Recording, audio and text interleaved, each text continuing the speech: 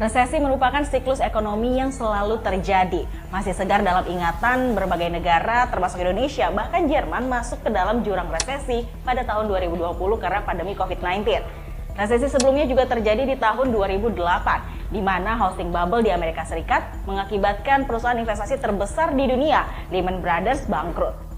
Asia Tenggara sendiri pernah mengalami keterpurukan ekonomi yang dimulai dari Thailand dan merembet ke Indonesia pada tahun 1997 sampai dengan 1999. Dan saat ini dunia juga tengah waspada. Hal ini dipicu dengan adanya perang antara Rusia dan Ukraina hingga pengetatan kebijakan moneter oleh Bank Sentral Amerika Serikat atau The Fed yang membuat jurang resesi semakin nyata. Resesi ekonomi terjadi saat suatu negara mengalami penurunan angka produk domestik bruto selama lebih dari 2 kuartal dalam setahun, mengakibatkan pertumbuhan ekonomi negatif. Resesi dapat menyebabkan penurunan profit perusahaan, peningkatan pengangguran, melemahnya daya beli masyarakat, dan bahkan kebangkrutan ekonomi. Facing these overlapping crises, a pressing danger for the developing world is that the sharp slowdown in global growth deepens into global recession, as the World Bank discussed in a September report. Bank Dunia telah memproyeksikan banyak negara akan jatuh ke jurang resesi pada tahun 2023 karena suku bunga acuan bank sentral di sejumlah negara semakin tinggi. Bank sentral di sejumlah negara memang terus-menerus menaikkan suku bunga acuan demi meredam lonjakan inflasi. Kenaikan suku bunga acuan akan menghambat proses pemulihan ekonomi global. Maka dari itu, Bank Dunia memprediksi ekonomi dunia melambat menjadi 0,5% pada 2023 mendatang. Situasi tersebut diyakini akan sangat mengganggu emerging markets dan negara berkembang. Sebelumnya, IMF juga memberikan ramalan buruk soal ekonomi global. IMF dalam outlook terbarunya pada Juli 2022 menyebutkan dunia semakin mendekati jurang resesi. IMF bahkan merevisi ke bawah pertumbuhan ekonomi dunia 0,4 poin menjadi 3,2% pada tahun 2022 ini dan 2,9% di 2023. ADB juga turut menurunkan proyeksinya untuk negara berkembang di Asia. Dalam laporan terbarunya, ADB menurunkan proyeksi pertumbuhan dari 5,2% menjadi 4,3% pada 2022. Dan 4,9% pada 2023 setelah sebelumnya diprediksi berada di 5,3%. Ancaman resesi semakin sulit dihindari. Dalam laporan Global Economic Prospect June 2022, Bank Dunia menjelaskan tekanan inflasi yang begitu tinggi di banyak negara tak sejalan dengan pertumbuhan ekonomi. Di Amerika Serikat misalnya, inflasi mencapai 8,3% pada Agustus 2022, di atas ekspektasi pasar yang memperkirakan penurunan inflasi hingga ke level 8,1%. Sedangkan di Eropa, inflasi tembus 9,1% pada Agustus 2022, tertinggi sepanjang sejarah.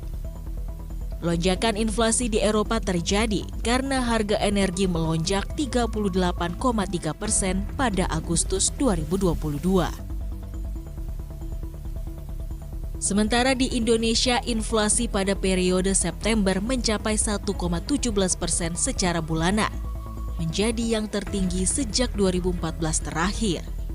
Dengan demikian, inflasi secara tahunan menembus 5,95%. Secara lebih rinci, inflasi yang melonjak ini didorong oleh kenaikan harga BBM, antara lain Pertalite, Solar, dan Pertamax pada awal September lalu oleh pemerintah. Adapun inflasi yang super tinggi masih terus menghantui sejumlah negara di dunia. Keadaan ini sendiri disebabkan beberapa hal, yakni pemulihan ekonomi global pasca pandemi COVID-19 dan juga perang yang sedang berlangsung antara Rusia dan Ukraina. Akibatnya, beberapa negara bahkan mencatatkan inflasi hingga di atas 100% secara tahunan. Selain resesi, Bank Dunia meminta negara-negara mewaspadai risiko stagflasi yang mungkin akan terjadi. Stagflasi adalah kondisi inflasi dan kontraksi yang terjadi secara bersamaan. Inflasi yang dimaksudkan melonjak dengan pertumbuhan ekonomi menurun dan meningkatnya angka pengangguran. Umumnya stagflasi terjadi saat resesi ekonomi. Presiden Bank Dunia David Malpass meyakini resiko resesi di Eropa meningkat sejalan dengan perlambatan ekonomi di China. Dalam laporan Bank Dunia yang bertajuk Poverty and Shared Prosperity, disebutkan aksi memerangi kemiskinan di dunia mengalami perlambatan sejak 2015 lalu. Bahkan ada 70 juta orang tambahan yang masuk ke dalam kategori kemiskinan ekstrim sebelum pandemi COVID-19 menyerang. Laporan tersebut menunjukkan penurunan 4% pendapatan rata-rata global, di mana hal ini merupakan penurunan pertama kalinya sejak 1990 silam. The developing world is facing an extremely challenging near-term outlook shaped by sharply higher food, fertilizer, and energy prices, rising interest rates and credit spreads, currency depreciation, and capital outflows. Under current policies, global energy production may take years to diversify away from Russia, prolonging the stagflation risk that was discussed in the World Bank's Global Economic Prospects Report from June 2022.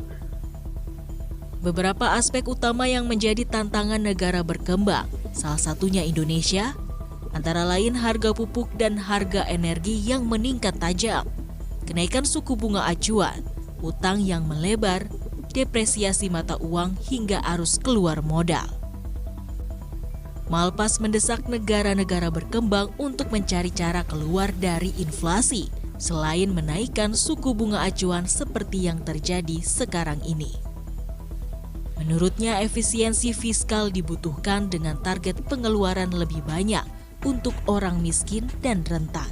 Dana pendidikan, kesehatan, dan adaptasi perubahan iklim dianggap sebagai prioritas untuk negara-negara tersebut.